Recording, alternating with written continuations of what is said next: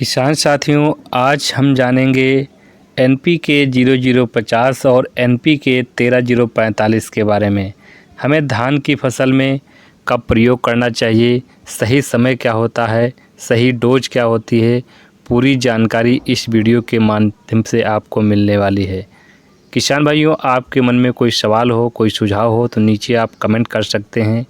पूरी जानकारी आपको दी जाएगी। सबसे पहले किसान भाइयों बात करते हैं NPK 0050 हमें किस टाइम डालना चाहिए और कितनी डोज डालनी चाहिए और ये NPK 0050 क्या काम करती है। अगर धान की फसल में डाल देते हैं तो इससे फ़ायदा क्या मिलता है। सबसे पहले जानेंगे NPK 0050 हमें धान की फसल में कब डालना चाहिए। पूरी जानकारी आपको बताने वाले हैं।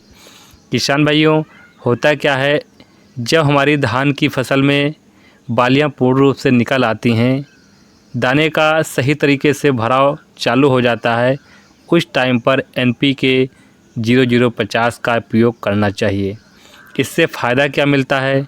किसान भाइयों, जब हमारी धान की फसल गबोट अवस्था में होती है तो वहाँ पर बालियां निकलना चालू हो जाती हैं। किसान भाइयों, वैसे तो पोटास रोपाई के समय प्रयोग करना चाहिए।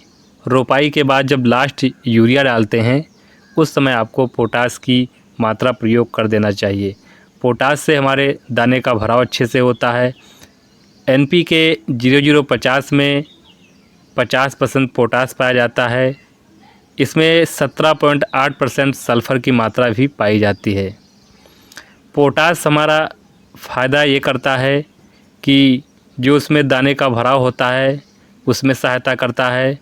और पोटास जो पहले से हमारी जो पौधे होते हैं वो भोजन स्टोर कर लेते हैं। बालियां निकलने की अवस्था से पूर्व की अवस्था होती है, उसमें जो पौधे होते हैं वहाँ पर भोजन स्टोर कर लेते हैं। जब आप पोटास वहाँ पर डालते हैं या स्प्रे करते हैं तो पौधे से बालियों तक पहुँचाने का कार्य जो करता है वो पोटास करता है। पोटास से ही दाने का भराव होता है, पॉलिनेशन होता है, उसमें जो परागकण बनते हैं वो भी पोटास की वजह से ही बनते हैं। तो दाना हमारा चमकीला और शाइनिंगदार होता है। तो इस टाइम आपको जब बालियां पूर्ण रूप से निकल आती हैं, दाने का भराव वहाँ पर प्रारंभ हो जाता है, उस समय NPK 0050 का स्प्रे कर देना चाहिए।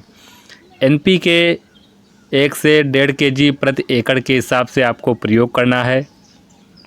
प्रयोग करते समय खेत में पर्याप्त नमी होनी चाहिए और अच्छा रिजल्ट किसान भाइयों मिलता है।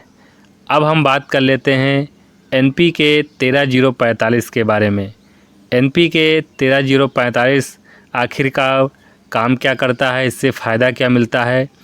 किसान भाइयों, NPK 13045 उस कंडीशन में आपको स्प्रे करना है जिस कंडीशन में बालियां पूर्ण रूप से निकल आती हैं और ऊपर की जो झंडा पत्ती होती है, बालियां निकलती हैं और एक पत्ती होती है ऊपर सीधी पत्ती, उसकी नोक निकली होती है। अगर उस पत्ती में पीलापन आ गया है, लालपन आ गया है, उस कंडीशन में किसान भाइयों आपको 13045 का स्प्रे करना चाहिए। उसमें जब पीलापन आ जाता है तब नाइट्रोजन की कमी किसान भाइयों हो जाती है। तो इसके लिए NPK 13045 का स्प्रे करना चाहिए। इसमें 13% नाइट्रोजन पाई जाती है। नाइट्रोजन का स्प्रे करते हैं तो वहाँ पर आपको पीलापन भी दूर हो जाता है। अगर आपकी फसल में पीलापन दिखाई देता है तभी आपको स्प्रे करना है। ऊपर की अगर पत्ती पीली हो गई है तब इस कंडीशन में आपको स्प्रे करना है। नीचे की पत्तियाँ तो पीली हो ही जाती हैं जब बालियाँ पूर्ण रूप से निकल आती हैं। और अगर आपके पत्तियां पीली ऊपर की नहीं हुई है, इसे फ्लैग पत्ती या झंडा पत्ती बोलते हैं, अगर पीली नहीं हुई है तो इस कंडीशन पे NPK 0050 का ही स्प्रे करना चाहिए। किसान भाइयों, बहुत से किसान भाई बोरान का भी स्प्रे करते हैं, लेकिन बोरान जो होता है बालियां निकलने की जब गोब की अवस्था होती है तभी आपको स्प्रे करना चाहिए। अगर इस टाइम आप डालते हैं तो उसमें दाग धब्बे लगने के चांस ज़्यादा हो जाते हैं बालियों पर, इससे क्वालिटी भी ख़राब होती है। इसलिए डालने से कोई फ़ायदा नहीं है, व्यर्थ में पैसा बर्बाद करना है। और इस समय आपको पोटास की सबसे ज़्यादा आवश्यकता होती है, तो पोटास की पूर्ति के लिए NPK 0050 का स्प्रे 1 से 1.5 kg प्रति एकड़ के हिसाब से करना है। पानी की मात्रा 180 से 200 लीटर आपको ज़रूर रखना है। खेत में पर्याप्त नमी हो। स्प्रे तभी करना है अच्छी प्रकार से धूप खेत में हो, तभी आपको स्प्रे करना है। किसान भाइयों, एक चीज़ का विशेष ध्यान देना है कि आपको खेत में अगर नमी मेंटेन बनाकर रखेंगे तो बालियाँ लंबी निकलेंगी, मोटी निकलेंगी, दाना भी वज़नदार बनेगा। किसी प्रकार की आपके मन में कोई सवाल हो, कोई सुझाव हो, नीचे कमेंट कीजिए, आंसर देने की पूरी कोशिश करता हूं। लेकिन उससे पहले जो भी किसान भाई चैनल पर नए हैं उनसे रिक्वेस्ट है, चैनल को सब्सक्राइब कीजिए, वीडियो पसंद आने पर लाइक कीजिए, अन्य किसानों को भी शेयर कीजिए। मिलेंगे अगले वीडियो में नए टॉपिक के साथ। जय जवान, जय किसान।